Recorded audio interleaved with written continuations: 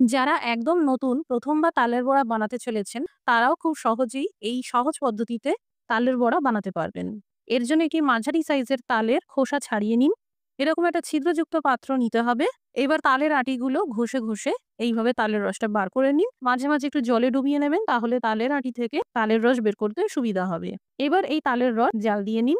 বেশ জোর আঁচে ফুটিয়ে নিতে থাকুন। এবার এই তালের রস ঠান্ডা করে নিন। এখানে ২ কাপ মতন তালের রস পাওয়া গেছে।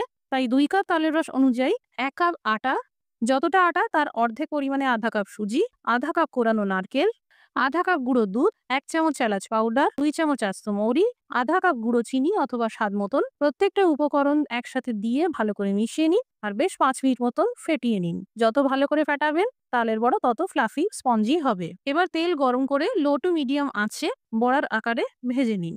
এই তালের বড়া ফ্রিজের বাইরেও অনেকদিন পর্যন্ত ভালো থাকে। তৈরি হয়ে গেল জন্মাষ্টমী স্পেশাল তালের বড়া।